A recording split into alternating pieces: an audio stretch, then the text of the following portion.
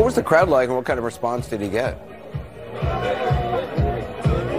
Well, certainly a bigger crowd than I think Democrats would like to see, particularly given this is one of the bluest counties in the entire country. Now, one of the things that was interesting to me is that the Trump campaign said that they were going to micro-target to get people from the community to come to this rally. I wasn't sure what to expect. I've gone to a lot of these rallies across the country, and there are often people who travel hundreds of miles to see Donald Trump, and they're not necessarily part of the community. However, one of the things that I found was that there were a lot of people here that were actually from the Bronx.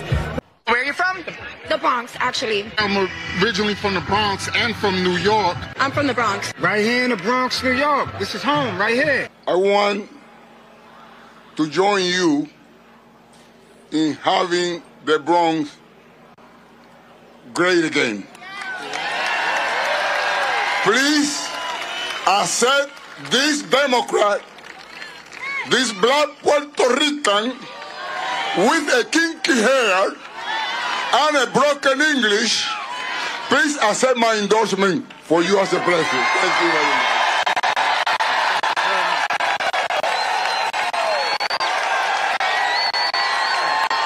Beautiful job. Thank you. Hey, man, this is Donald Trump in New York being endorsed by the people. That's what it's about.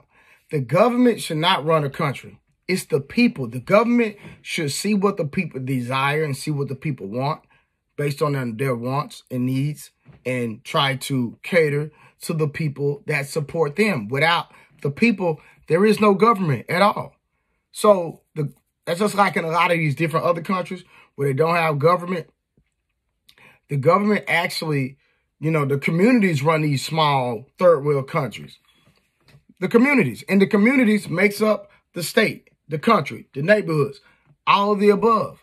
So the people that are in leadership it should not be a dictatorship that, hey, my mindset, the way that I think I'm going to govern everybody, y'all gonna do what I say, close your mouth. No. That's the way that the Democratic Party wants it, and that's the way that Joe Biden wants it. Well, not Joe Biden, who is the puppet pulling the strings, because Joe Biden, we don't know where his mind is, if we were to be honest. But the people in New York, which is a blue state, you hear me? It is a blue state, not city, blue state.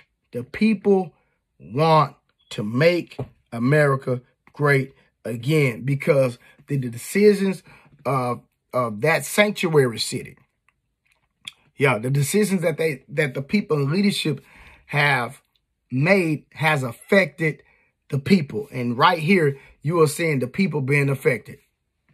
The minute crooked Joe Biden shuffles out the door, I will rapidly rebuild the greatest economy in the history of the world. Look, we had the greatest economy in history. Everybody here, where you have a small business or if you had a job, you were getting more than you ever made. And we had no inflation. We had no 1.4%, considered none, considered better than none, because frankly, none in its own way is a bad thing also. We had a perfect number, 1.4%. It doesn't matter whether you're black or brown or white or whatever the hell color you are. It doesn't matter. We are all Americans, and we're going to pull together as Americans.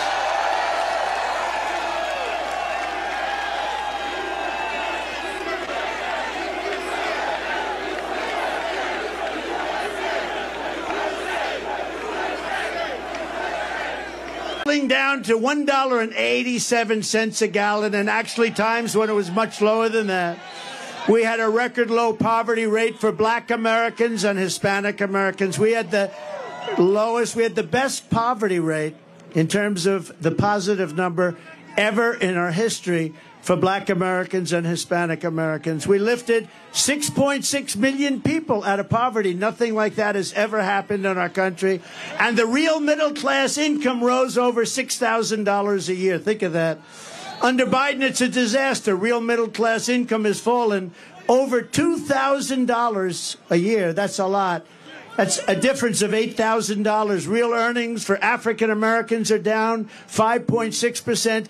African Americans are getting slaughtered. Hispanic Americans are getting slaughtered. And these millions and millions of people that are coming into our country, the biggest impact and the biggest negative impact is against our black population and our Hispanic population, who are losing their jobs, losing their housing, losing everything they can lose. They're the ones that are affected most by what's happening. Not only the fact that you've lost the use of your schools, your parks, and your hospitals. Joe Biden's inflation. Do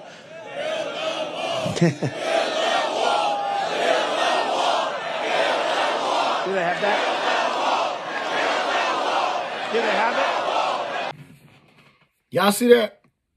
So all these people in the different sanctuary cities, their resources have been given to a lot of these immigrants, a lot of people that have been coming over here because they opened up the border. Joe Biden decided to open up the border, open up the floodgates, and let any and everybody inside the country. Y'all see what was going on at the Texas border. I'm in Texas.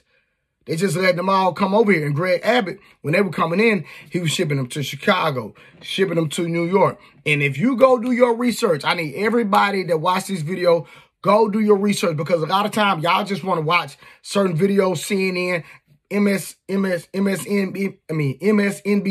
and all these different biased programs that are getting paid to push a certain narrative, right? They're getting paid to push a certain narrative. At the end of the day, they're not going to tell the truth. So you're going to have to do your due diligence and do your research for yourself to see what the people are saying. People are losing their housing, which Donald Trump talked about. People, they're kicking people out of like different programs where they have homeless shelters and resources for the communities. They're kicking the people and pushing the people out and bringing in the immigrants, and then giving the resources to the immigrants of those who are American citizens. It absolutely makes zero sense. Zero. It makes no sense. That's like you going and dating a woman and you taking care of her child, but you're not going to take care of your own first. It makes absolutely no sense. You have to take care of your child, your biological child first, before you even try to show love to an extended child, right? Now, America has this mindset that, hey, we going to take care of the stepkids too. That's fine. But at the end of the day, let the people become American citizens first. They are giving out resources without the people going through the proper protocol and the proper procedures to actually become American citizens. And this is the thing that baffles me. If these people love their people so much, why they don't take care of them? I'll wait. I'll pause on that one.